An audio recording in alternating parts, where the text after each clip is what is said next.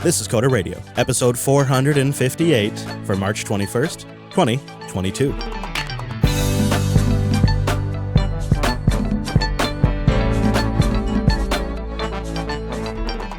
Hey there, you look nice today, and welcome into Jupiter Broadcasting's weekly talk show, taking a pragmatic look at the art and the business of software development and the world of technology. My name is Chris, and our righteous host joining us from the lands of Florida is Mr. Dominic. Hello, Mike. Righteous. The sinners will burn on the stakes of the M1 Ultra. I've been reading a book recently called The Righteous Mind. I just picked it up, I think, on a listener recommendation, and it's been giving me great insights into my children, actually. It's interesting. By children, he means my late night Slack messages. No. Man, so, of course, the chat room's talking about the fact that Apple's down today. I mean, kind of as we're recording, it's coming back together. They're kind of getting things back up, but big iCloud outage today. Big iCloud outage. It's all those Mac Studio purchases are killing them. That's the other topic that everybody's chewing on this morning as we record, is that someone finally decided to crack open their $6,000 Mac Studio, discovered removable storage. You could actually see the SSD and pull it out, but it turns out Apple software prevents it from being replaced. It seems they've intentionally put something in there, probably some sort of key or something like that, that when you swap out the storage, or if you use the second slot, say you put a second disk in the second slot, system will not even boot.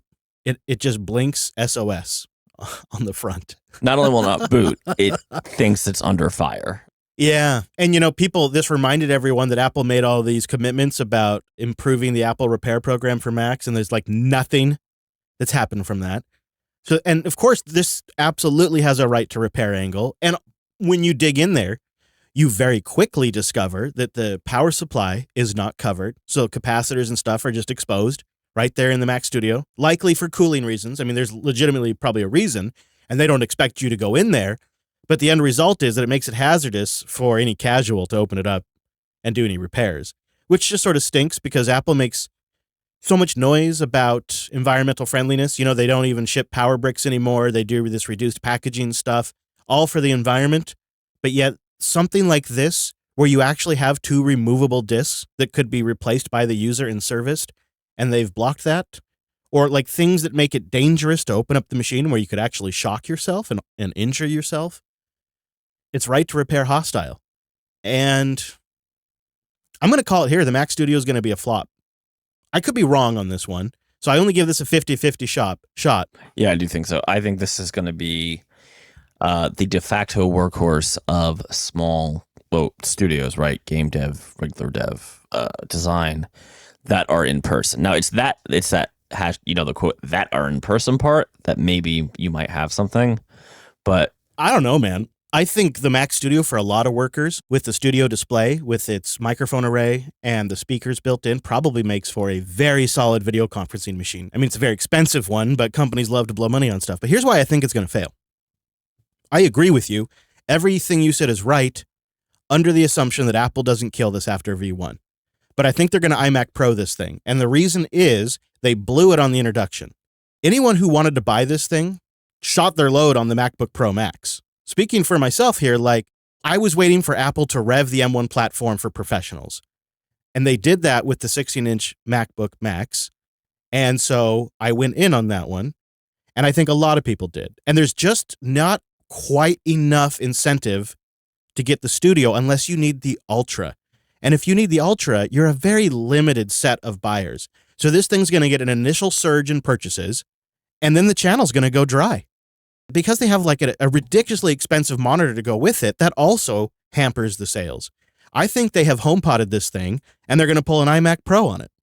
Easy for me to say, but it needed to be introduced with the MacBook Max. If you're going to blow $3,000 or $4,000 on a machine, you're only doing that once every few years. So you're saying that people that would buy this would probably just go to the MacBook Pro because the performance characteristics are relatively similar. And you get the XDR display, and you really get a whole lot of nice things with the MacBook Pro. I'll say, if I were buying today, I'd probably go towards the Studio. And now that Asahi Linux actually has an alpha installer, that seems like that'd be a pretty slick setup all in, but it's extremely expensive. And I think because it's so expensive, it already is limited to a very niche audience. And because they've already sold a system that's very expensive to that niche audience, they've essentially emptied the channel of most of the sales except for people that need something for very high-end video production. And that's just not tens of millions of people. That's just tens of thousands of people. Well, I mean, I guess this is the test case, right? People have been saying they want like a lower end Mac Pro for forever, right? Since the early aughts ones went off the market. Or I think like 2010 ones, right? Well, we'll see. You do that with an $800 monitor and a $3,000 system. At that price, you could literally afford to buy that for every new hire going forward, right? But at the prices they're at now, it's just still not really a viable option for most of us, at least not for every hire. I don't know.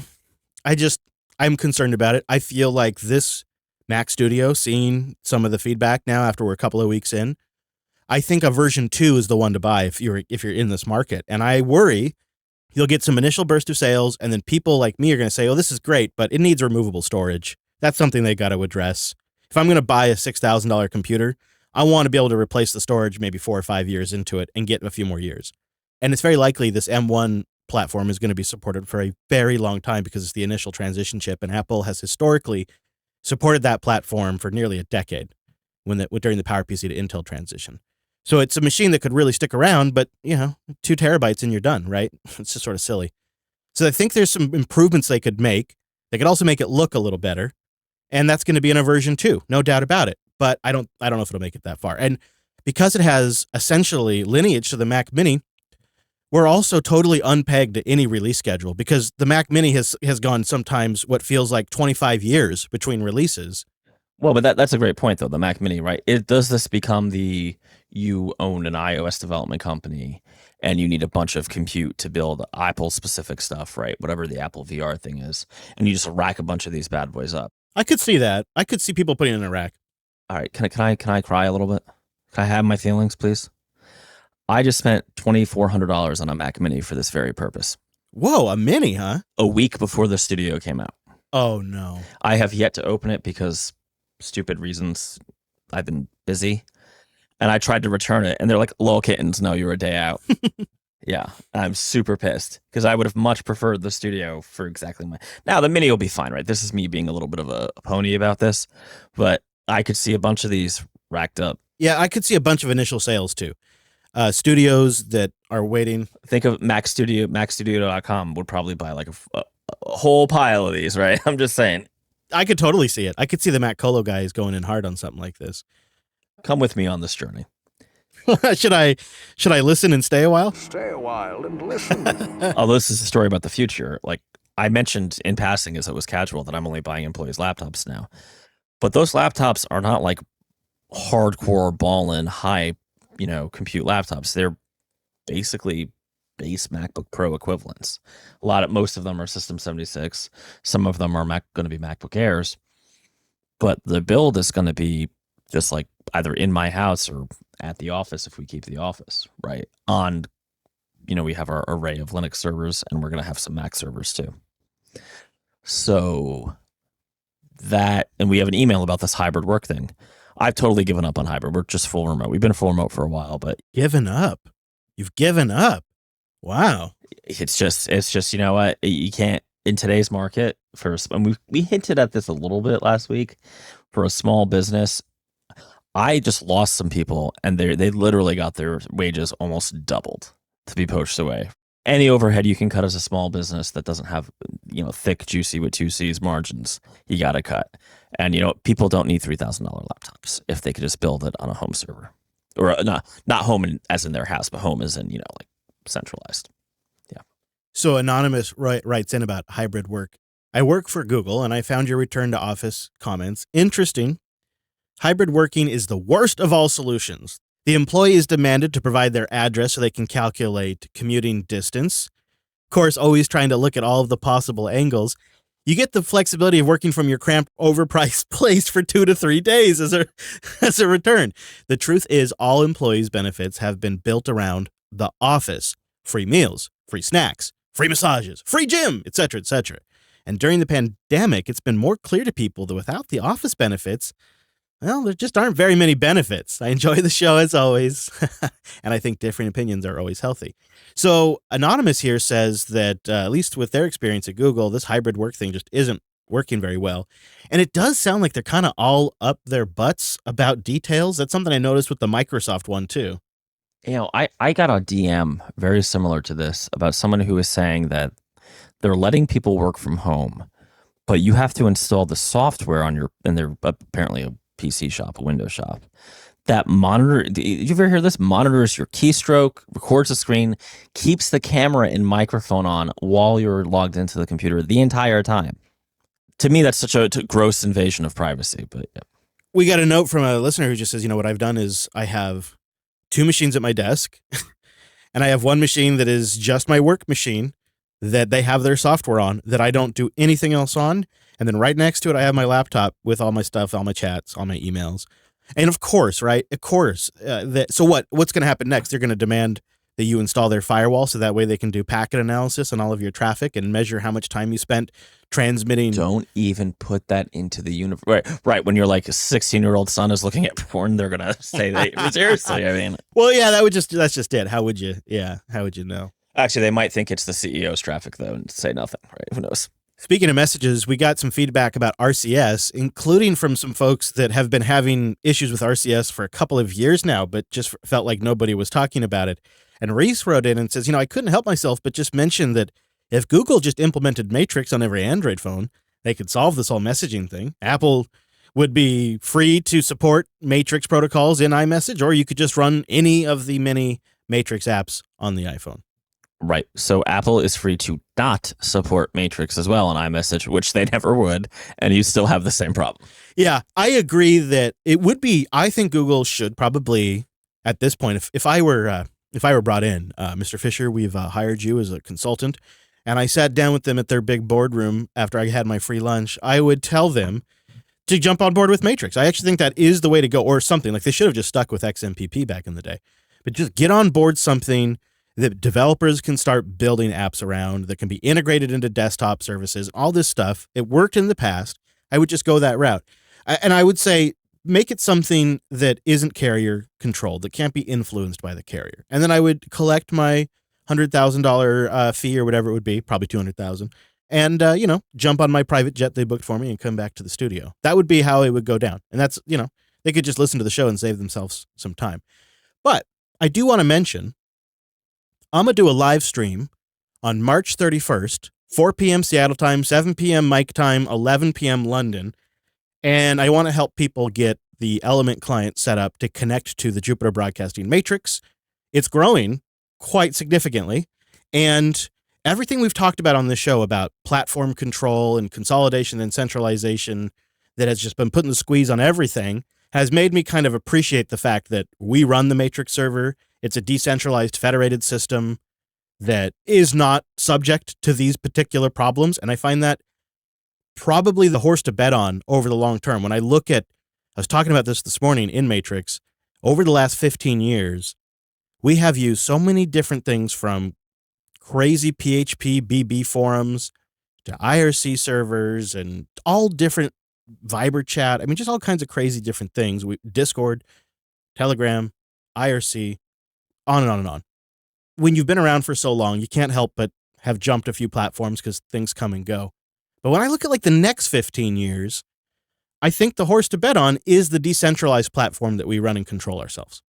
And the nice thing about it is we can run our own Matrix server. You could run your own Matrix server, or you could not. You could just use matrix.org. And, it's like you can run your own IRC server, or you could just not. You could connect to an IRC server and create your account there. And I like that about it. So I want to help people adopt it. It's a little bit of an onboard pain in the ass, in my opinion. And I think that slows the adoption. So join me on March 31st at jblive.tv. I think I'll have the Mumble Room open too. So if you're out there in the audience and would like to help me help people, because I could see it getting a little bogged down, please do join me. And we'll help people get on a decentralized messaging platform. It's not great, I'm going to admit. You're selling this super hard. I like this. This is really... This is the problem of some of these, platform software technologies, whatever you want to call it. Like free stuff sometimes doesn't have the absolute best onboarding experience, or maybe doesn't have quite the optimizations that something might have or whatever. Like Discord is a probably snappier, nicer looking UI. I don't love it, but it's probably to the masses. And Element's it's a little more IRC, a little more Slack. Can I ask the old man question here? What's wrong with IRC? Well, the users have moved on for one. I think two, it's like you could ask that same thing, like why not IRC over Slack? Yeah. I think it's in part because you can have one server with a lot of different channels. So like there's two Coder Radio, there's a Coder Radio general chat and a Coder Radio feedback channel. So you can have like two separate, and one of them isn't even on our server. It was created by the community earlier, but you can bring them all into one place in one interface. If I want to troll the community Chris, I'm getting older. My troll energy, guys, when you hit a certain age, your edgelord energy might start to flag. You have to pick one chat protocol. Now, I used to get a lot of good on Telegram. The problem is there's too many people on Telegram, and I can never figure out how to catch up. Yeah, and it's single-threaded. It's one room, right? That's the problem. In Matrix, if I were to, I don't know, like send photographs of oil paintings of Steve Jobs, would that be effective? Yeah, probably very effective. Very, very effective, yeah. I need some onboarding instructions. I'll be yeah. All right, you'll join me on Friday. Yeah. Wait, is it Thursday? I think it's a Thursday. It's the 31st. I'm in Florida. We don't even have a calendar, so don't worry. Okay, there you go. Okay, and our last email of the week comes in from Brandon. He wanted to just touch on the Windows 11 ARM experience that we were kind of skeptical about. He says he picked himself up the HP Elite Folio. It's that fancy one that's wrapped in vegan leather. It's the vegan laptop. Yes. Yeah. It's got a Snapdragon 8CX, 16 gigs of RAM, a 4G modem on the SoC. So it's, That's not bad. That's not bad. Yeah. He says it's like he got it as like the chuck in the bag and go machine. And overall, experience is good. OS is snappy. Well, it's vegan. It has powers. I mean, obviously. The performance, he says, is comparable to a 10th gen Core i3. Just kind of give you an idea. Kind of one of the mortal wounds, though, is no Visual Studio. So that's kind of a non-starter for a lot of people. Yes, because it's the only reason to run Windows. What? What do you mean not everybody? Here's the thing, though. This is the reason I want it. This is what got me excited. The biggest advantage is running WSL. You fire up WSL, sounds obvious, but you get the ARM versions of your Linux stuff. So packages, Docker containers, etc. He says it's super beneficial for managing his home Pi cluster. He can test and build software in WSL and then just deploy it on the Pis. I love this dude for having a home Pi cluster. I know. Brandon, can you write it next week? I want to know exactly what's going on with the home Pi cluster. Like, what Pis are we talking about, and what are they doing? Are they doing one task, like as a unit, or is this like? He said cluster, right? So they're probably doing one thing. But yeah. So you know what else you can do this on, though, right? You could do it on an M1 under virtualized Linux, and you'd have 20 hours of battery life. Boostagram. All right, well, Ray sent us a boost yesterday for 1,000 sats, which works out to be about nearly 42 cents. I don't know if he intended that to be the universal answer. Hey, guys, regarding productivity tips, I thought I'd throw out my recommendation for an ultra-wide monitor. I always thought they were a gimmick, but after using one briefly at my company, I had to get one for home. My office is a tiny nook in the corner of a living room, and so the ultra-wide allows me to have all the benefits of dual monitors without the space or power. I can view multiple text files at once, browse code with a video call running, or even open one of those terrible side-scrolling Excel spreadsheets with ease. It's pretty amazing for RTS games like Age of Empires. Looking at you, Mike. That's what I'm talking about right there. Yeah. Keep up the good work, guys. I haven't missed an episode in 7 years, and I'll see you in Raleigh next month. Woo woo. So I also wanted to +1 this boost here and say I did the same thing. I had there was some, maybe it was Black Friday or something. There was some sale for this crazy wide 32 or 36 inch Samsung monitor.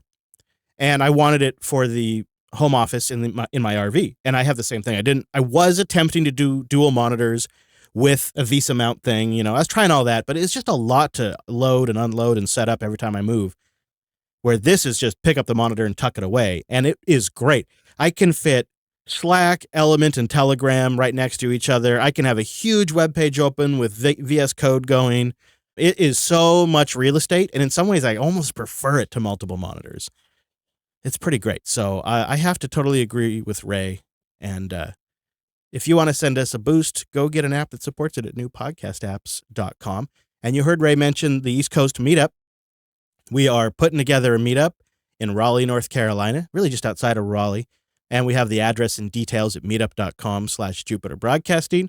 We've got 64 confirmed, which means we're either going to have 100 or 30. I'm not sure which way it's going to go. I noticed that when Michael Dominic announced he was going, the numbers shot up They just went way up. So we'll see. We'll see. Although I think, if you go, it's going to wreck the show. My personal opinion. Luckily for you, my childcare has already welched, so I'm scrambling to find another solution. Ooh, stay tuned and find out. Will he make it? Only time will tell. Linode.com/coder. Go there to get $100 in 60-day credit towards a new account, and you go there to support the show. Simplify your cloud infrastructure with Linode's Linux virtual machines and tools to develop, deploy, and scale modern applications faster and easier. I was just goofing around before the show because I've recently fallen in love with NixOS, and so I thought, could I deploy NixOS on Linode? And yes, this is one of the things I think Linode is great about, because I don't think NixOS is in the drop-down list when you go to deploy a machine. But they definitely have a comprehensive, well-structured guide that not only walks you through installing NixOS, which I kind of wish I knew about this when I started using NixOS. This guide is really great. But they also tell you how to ninja it onto the Linode, even though it's not like one of their official images. That's how Linode rolls. They'll tell you how to get it on there, and they make it totally possible, which is so awesome. And this is a great guide in general if you want to experiment with NixOS. This really just sort of goes to what I love about Linode. They have just fantastic customer support that goes beyond just the 365 first-tier support that answers the phone, and it extends into just documentation like this. I mean, geez, if I was the project, I think I would just link people to this. I'll put a link to this in the show notes so you can see what I'm talking about. The great thing, too, about Linode is performance. They have SSD storage, and now they also have NVMe PCIe storage if you need just crazy fast throughput. They got 11 data centers around the world. They are their own ISP. You bring all that together, and it creates a very, very competitive package. So it's pretty remarkable when I say it's 30 to 50% cheaper than the large hyperscalers. They're just trying to lock you into their platform, right? They're trying to get you into their ecosystem. That's not how Linode rolls. There's few companies that really offer this value proposition today, and Linode's the best out there. So go try them out, see what I've been talking about, support the show, and get that $100. You can actually kick the tires with that. Rubber's more expensive than ever, so that $100 is really like $200 if you follow my math. So go try it out and support the show. Linode.com/coder. Well, how about a little App Store monopoly update? It seems that there is an upcoming EU sideloading bill that Apple says will, quote, cripple the privacy and security protections of iPhone users. Very measured response, very calm, measured reaction. Totally doesn't sound petulant, doesn't sound exaggerating at all. They're not mad. They're just concerned. Yes. Do you remember when we played CFED and he was going on and on about how if this Digital Market Act went through, it would destroy the iPhone, and he said some really creepy stuff up on that stage, and we had to play the cringy clips here. I'll save that. If you guys want to go find that in the back catalog, go to notes.jupiterbroadcasting.com and just search for Craig. It's pretty bad. It was like he was going all in. It was the most disingenuous thing I've ever heard that man say, and it actually made me lose a lot of respect for that guy. If you can sideload on your iPhone, you will never hear from your mother again. Your grandma will die, and your puppy will become a cat. But it appears that Apple's begging and pleading has sort of fallen on deaf ears because it's kind of moving forward, and Apple's going to be required to allow customers in Europe to download apps outside the App Store if it goes through. And they also have to allow developers to use alternative purchase methods, and failure to comply with the law could end up costing Apple tens of billions of dollars. It's sort of one of those, the cost won't be worth it situations. So you say Europe. Is there some sort of union here? Is there like some sort of group advocating for this, you mean? Well, like not states. We can't call them states. Oh, I see. Yes. Yeah, I think so. At least they like to think so. I mean, I don't think it's as nice, but it's some system. But not the UK, of course, because they gracefully Brexited the situation. I wonder what Apple's lawyer, I wonder if it's like maybe a young woman named, Miss Newland, perhaps, might say. You think Apple would just say F the EU on this? You really think? Yeah, because they can tie him up in litigation forever. Ah. They have unlimited money. I mean, I'm just saying, like, they could just do this forever. Yeah, this probably is why you have so much money, right? And if you don't do that, right, if you don't somehow either defeat this or just tie it up, once the EU does it, I mean, Amy Klobuchar exists, right? I'm just saying. I think it's interesting that Google has been so quiet on this Digital Markets Act. Google's got the Epic lawsuit, which I tend to agree with Kara Switcher on Recode, that's going to be a bigger win for Epic than the Apple one, because Google does some weird shit with their platform. Killing every product I've ever liked. Maybe I'm bitter. Google Plus was good. I don't care what you say. It was good. Wow. What do you mean, wow? Wes and I were just talking about Google Plus last night. You know, you guys just shit on everything I like. That's all you do when I'm not around. I'm just impressed that you went Plus and not Wave. I keep saying Wave, but I think Wave, this VR stuff, I'm designing my little office. It's very, very, frankly, Japanese. Oh. It's like a bonsai garden with broken Python code on the one, like, floating window thing.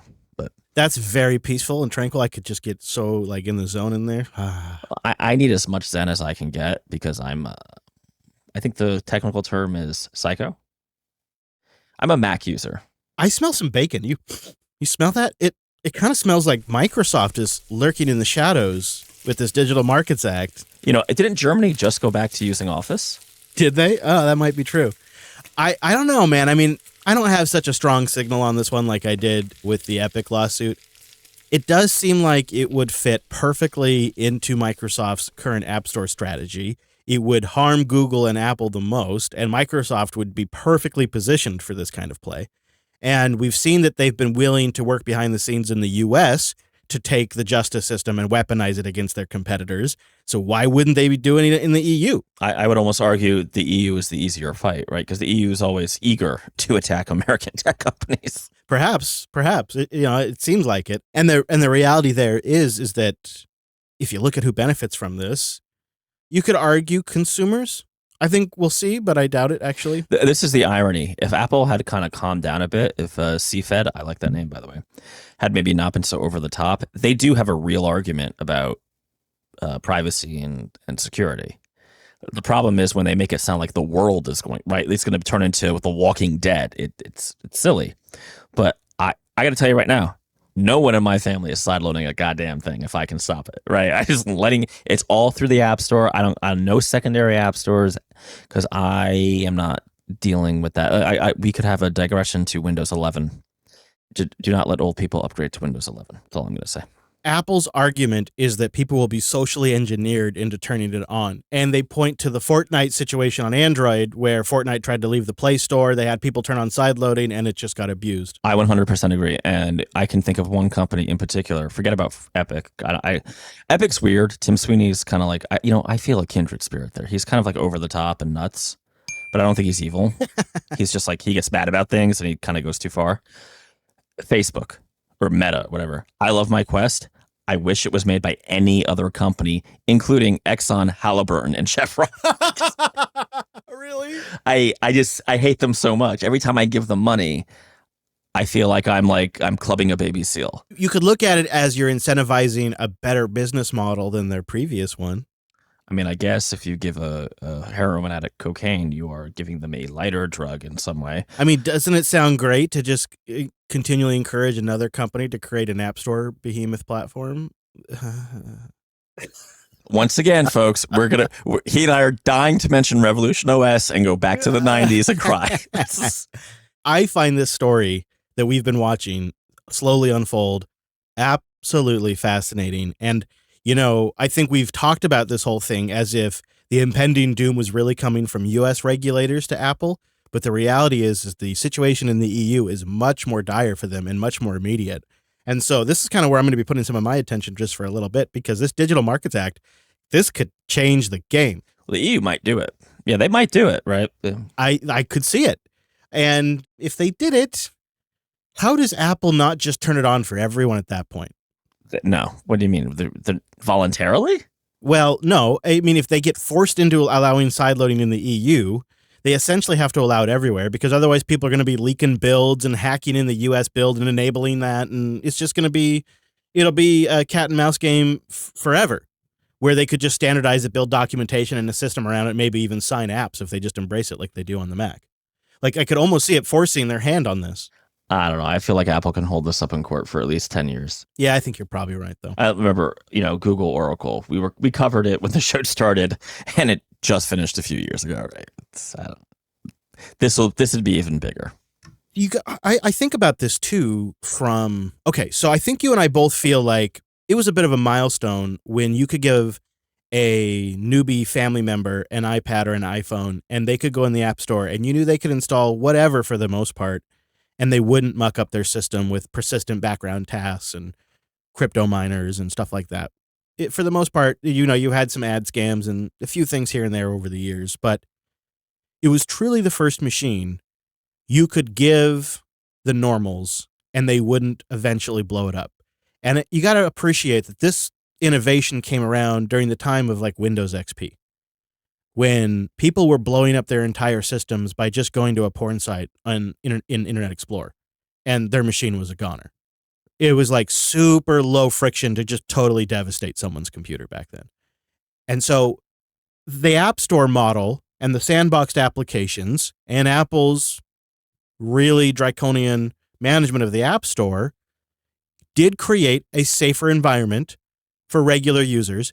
And I think that is just objectively true. It is just objectively the truth. Absolutely. Yeah. Things don't last forever. What about the next company that comes along that becomes the ultimate platform, that becomes the ultimate App Store platform? These things come and go over time. And so if the EU, got this Digital Markets Act in place, in theory, it would apply to every major platform gorilla that comes down the road after Apple as well. And that might be a good thing. Yeah. I mean, I don't know. I just find it such a big change that it seems beyond the realm of plausible. I could see it being necessary if there was no other choice in the market. If there was no Android, if there was no Linux, if there was no web, I could see the necessity of forcing a company who's built a successful product to change that product for the better of the market. But because they don't even have the majority of the market share, like I've said before, it's like using the big guns for a situation that doesn't really call for it, right? Like the EU is sort of bringing a gun to a fist fight. I don't know. Maybe not. Maybe they see a long game that I don't see at this point. We also have to think about how has the App Store changed and Apple's distribution policies changed, and they've actually gotten tighter, not looser, right?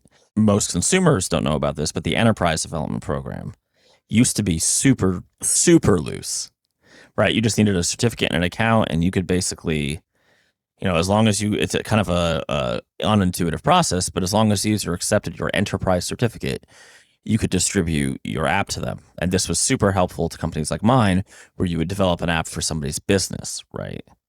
And not have to go through all that red tape, of being on the App Store. Absolutely. Or if you just had an app that 5 or 10 people were going to use, they're on the floor of the warehouse and they're doing inventory and you have a custom app. That's it. You just do it. Now, Apple has tightened that up quite a bit, because people were using that as a way to make effectively alternative app stores for, I think, porn. I don't see them backing down, right? They feel super strongly about this. It's the same reason why they are such maniacs about control over the App Store. They really see this as a part of the product. Well, that's what I'm saying, right? There are emails from way, way, way, way back in 2010 of them just like Steve Jobs and Federici, openly talking about how they're going to use the App Store as leverage against Amazon in business deals, right? This didn't just happen. They knew that this was a lever of control, and they're just I don't see a world where they give it up unless it's literally at the point of a gun, right? Where it's or your executives here go to jail. I wonder, would this be the case with any company? Like if Canonical, it would be any company. If Canonical could have pulled it off, they would have done it. Yeah, the Snap Store would be like their gem. It'd be the core of their business if that had ever gone huge, right? You'd think they would be. And we'd all be watching our Ubuntu TVs. There it is. It is. Datadog.com/Coda Radio. Go there to get a free trial and a Datadog t-shirt. So Datadog is a software as a service monitoring and security platform. It enables full stack observability for developers, IT operations, your security professionals, and just business teams in the cloud age. It's a platform with over 500 plus vendor-backed integrations. Datadog allows you to correlate your metrics, your traces, your logs, security signals, and more across all your applications, your infrastructure, and even third-party apps and services in one beautiful single pane of glass. This is pro-level stuff here. This is the king of monitoring. These capabilities, combined with the drag-and-drop dashboards and machine learning-based alerts, they help your teams troubleshoot faster and collaborate more effectively. That prevents downtime, enhances performance, reliability, and more.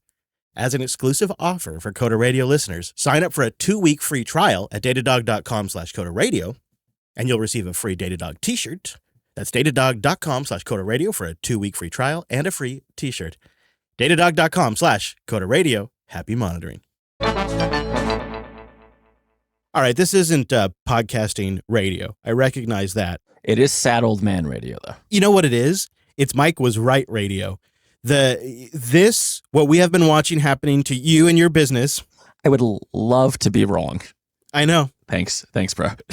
And what we've been watching happening with app stores is now happening to podcasts. I've been telling you this for a while, but now we got numbers because some research was done by Edison Research. And Tom Webster is the one that wrote this up. And here's a few stats. So this is positioned towards people who want to buy ads on podcasts. So keep that in mind. Here's what they say. If you wanted to reach 50% of all weekly podcast consumers a year ago, you would need to have advertised on the top 7 podcast networks in the world. But after considerable acquisitions of big independent shows in the past 12 months, you can now reach 50% of all weekly podcast listeners by buying advertising on just 4 podcast networks.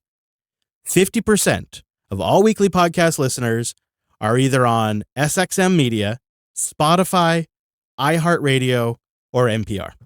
And so what that means to advertisers is that's where they go to sell ads. And the report ends with this. Indie podcasters have to find a way to organize and consolidate their buying power. Some monetization options are just not going to be available for them or for you. And this is it. It's the podcasts are going into what is software's equivalent to an app store. These app stores are managing the revenue generation. They're setting the price. They're establishing the channel deals.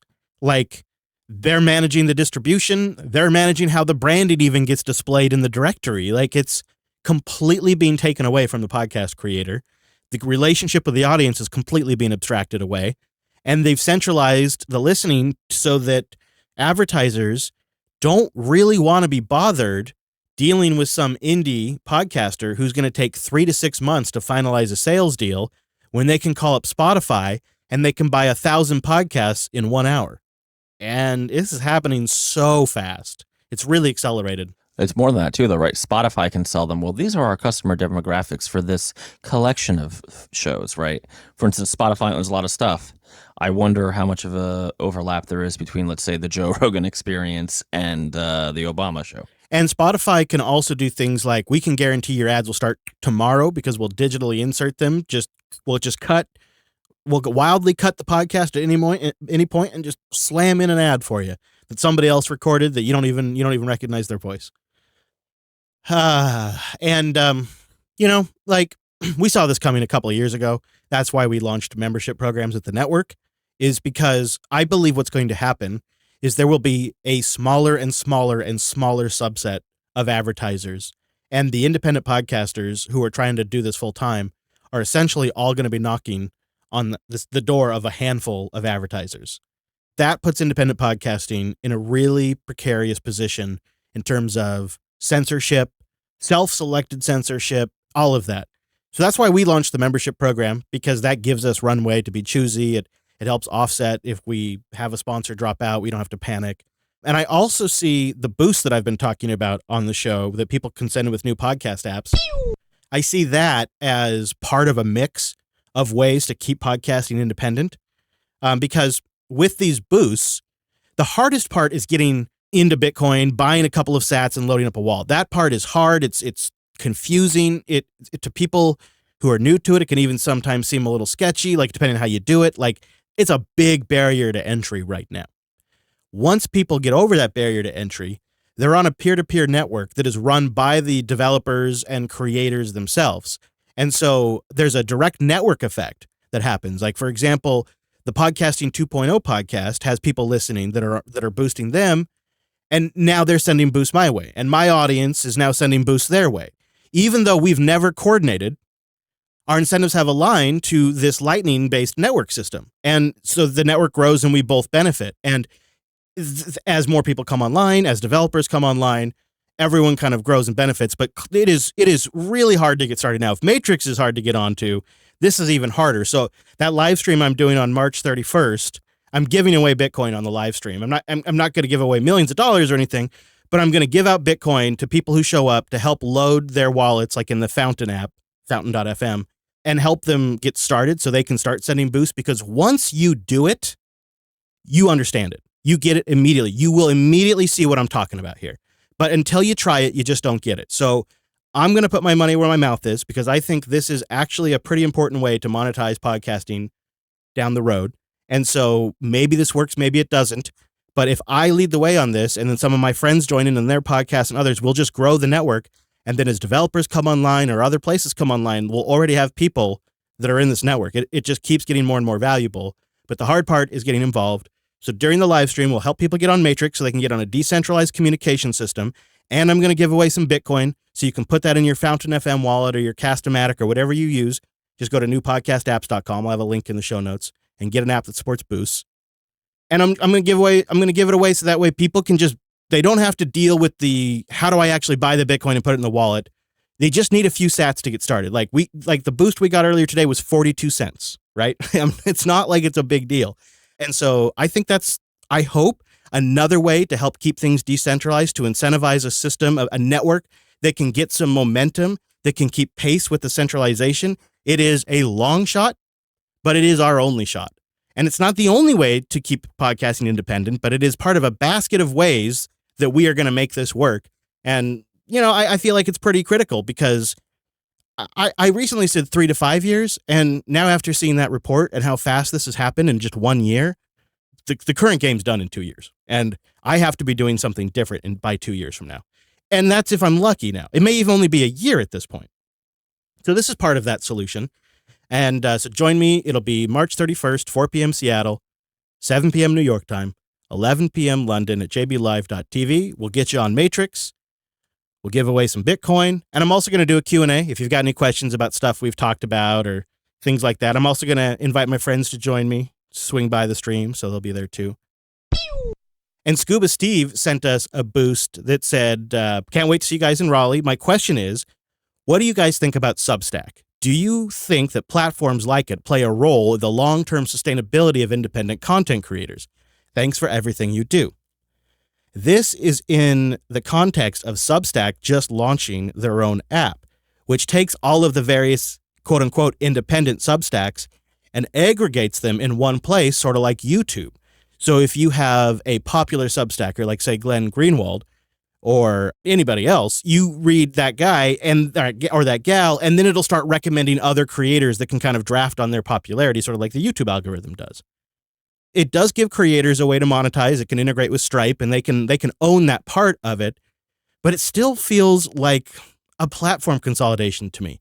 And this app, where they're putting everything in an app and they're kind of recommending other Substacks and kind of using one popular Substacker to promote others, which is good for some and bad for others. Like, it feels a lot like an App Store platform YouTube thing again.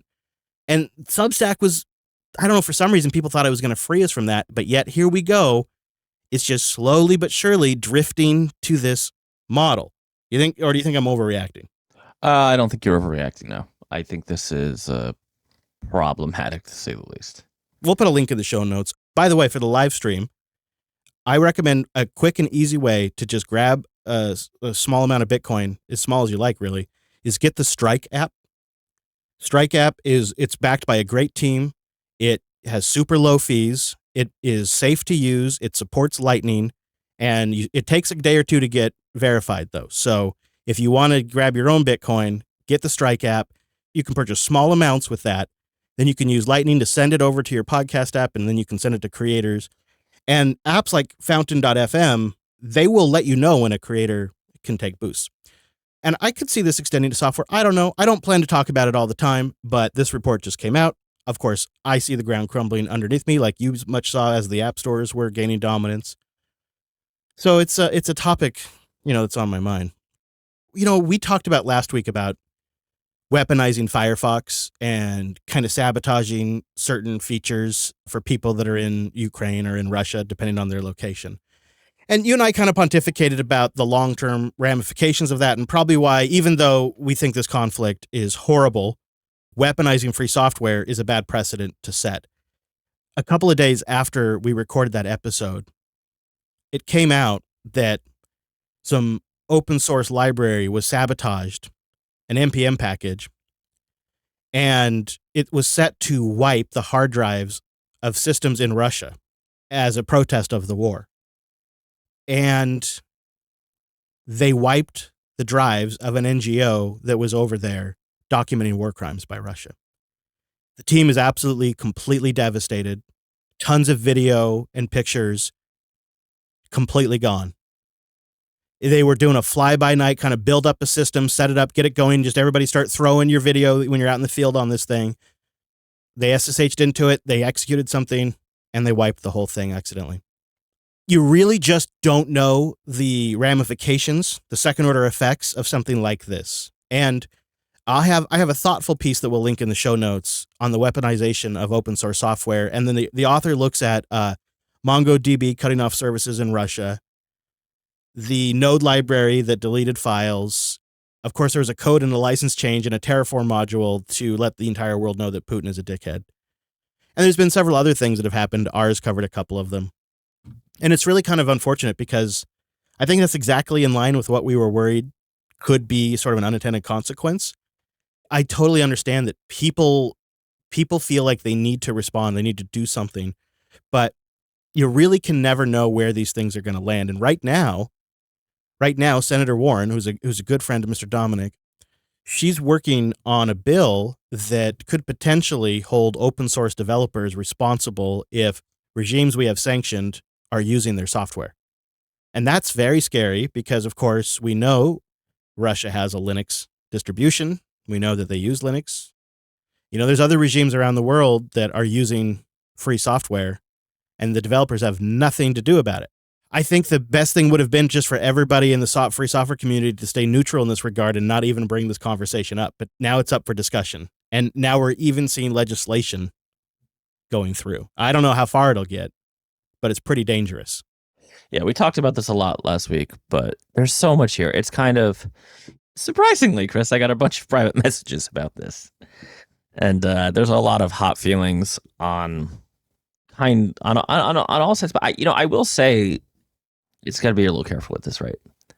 And I think your position of some of the changes in the software community, the tech community in general, almost nobody kind of brought that up to me, which I thought was interesting.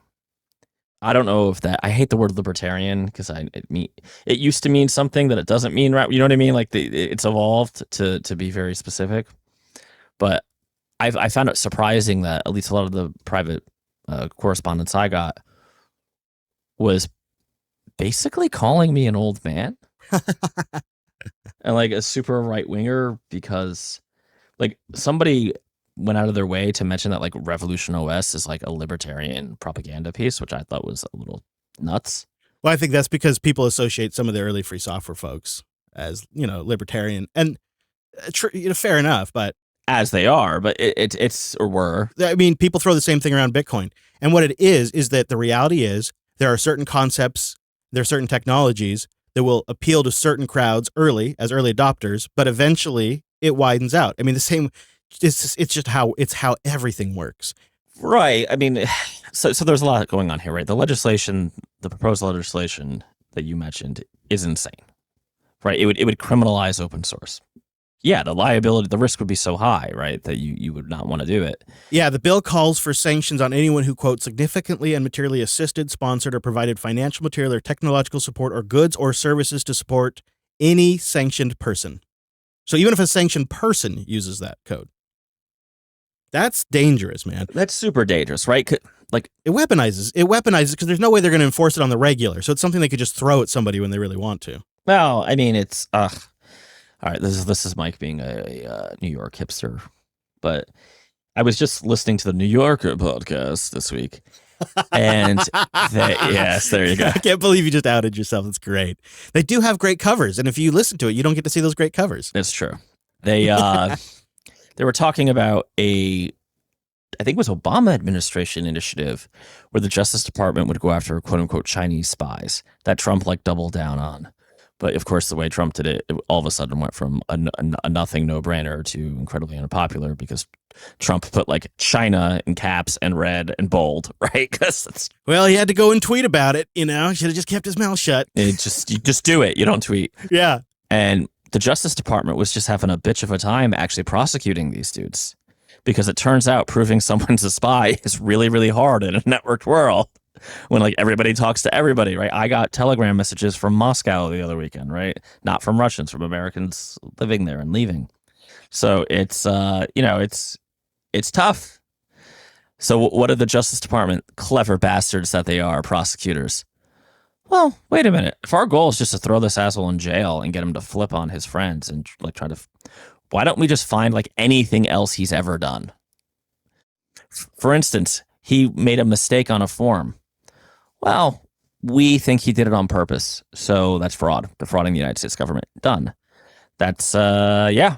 I mean, I would say that I think if they want to pass any laws, they should repeal 5. That's a good system. Now you're going. Yeah, I like it. I'm going. Now I'm welcome to the Unfiltered Show. No, now you've gone beyond Unfiltered. You're Steve Bannon now. No, I'm serious because everything. It's just I would urge folks who listen to the show that think we're crazy, and I know I'm out further than you are now.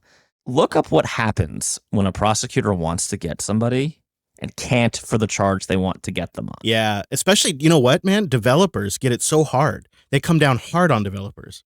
They think they can freak them out and scare them. Let me ask you a question. What's the difference between an accidental hitting of a port on a server and a cybercrime? An FBI agent's opinion? A prosecutor's opinion, exactly. Oh, right. yeah. Right. The FBI agent doesn't really care, right? It's the prosecutor who gets to decide. I think that's it. But I also think that this thing has a snowball's chance of actually passing. It'll never pass. One, Elizabeth Warren's sponsoring it, so the Republicans will just hate it automatically, which is perfect. Yeah, and it's very, very, very, very broad. It's industry is going to be upset about this so broad, and so it's going to get dialed in. It is absolutely under the guise of trying to be tough on sanctioned Russians. It's under that guise that this is being proposed, and so I think it remains healthy to stay a little skeptical of things like this. You look at these bills, and you got to, even though it says we're going to be tough on mean Russians, I think people have to kind of look past that and see what it's really trying to do. And I feel that same way when it comes to sabotaging free software, because I think that undermines the trust in free software. It makes people worried about, this is a liability now. That's how businesses look at things as well. And I think it also starts this conversation. It starts this conversation that I don't think we really want to have, that, well, what is the developer's responsibility in how the user actually uses their code? What should the developer be doing to prevent that? And then once you start having that conversation, you start talking about compliance and measuring and punishing. So I feel like this is a very slippery slope. And I don't love slippery slope arguments, but it seems pretty clear as day to me that's exactly what this is. Yeah, it's a little crazy. I mean, I would just posit one of the things that I think is kind of ironic is back in the day, all this free software stuff, the criticism from Ballmer, frankly, right, was that it was communism. And the irony is it was in a way political, but not in pure day-to-day politics political. It was more philosophical, I'd argue. Now, I'm not sure I'm super comfortable with every line of code having to be interpreted as a political or social statement.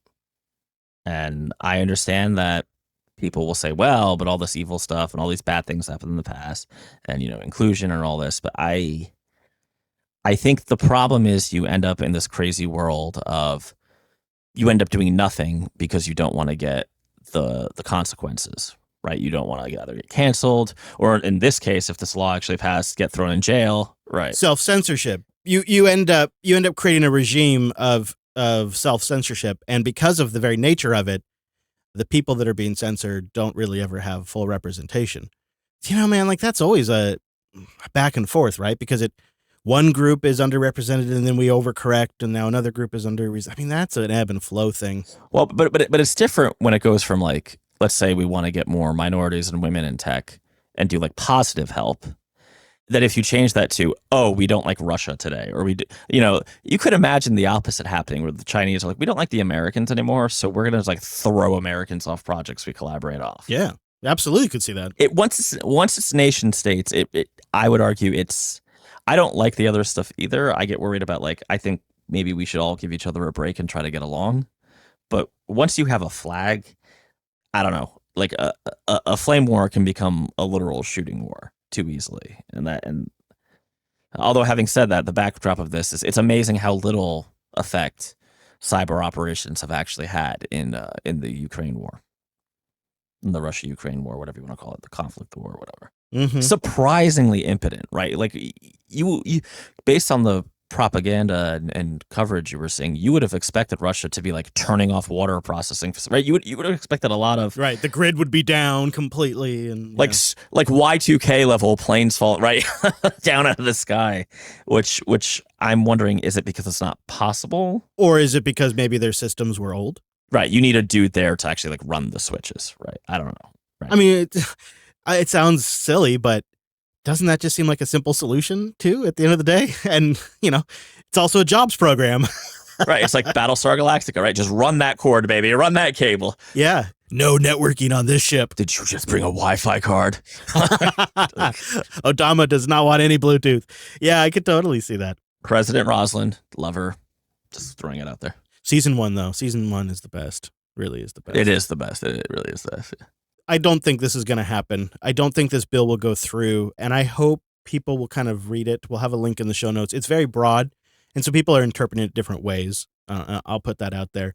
But the part that I think we quoted in the show is the bit that concerns me the most. And we'll have links to what we talked about today at coder.show/458, which means we're almost to 460, which is crazy. That's crazy. Whoa. I know. Wow. Thank you to our members. You guys matter more than ever. CoderQA.co. You can also support the entire network and get access to all the shows ad-free and all their special extras at Jupiter.party. And it's just a great way to support the network, support the show. You still get all the nice, tight production from our editors, just without the sponsor reads, because you're already supporting us, And listening, sharing the show, leaving reviews, that's another great way to support us, make sure we stick around. All that stuff makes a difference. So coderqa.co if you want to become a member, or Jupiter.party. Mr. Dominic, is there anywhere you want to send people this week before we get out of here? Just at Manuko on Twitter. Nice and easy. You can find the network at Jupiter Signal, the podcast at Coder Radio Show, and I'm at Chris LAS. Also Chris LAS on our Matrix server, which is colony.jupiterbroadcasting.com. Coder.show also has our RSS feed and our contact form. Our contact form is so important, I'm taking these last few seconds to mention it again, coder.show/contact. Your feedback's a big part of the show. We also love the boosts. Send us a boost with a new podcast app at newpodcastapps.com. I've been using fountain.fm. Thanks so much for joining us. See you back here next week.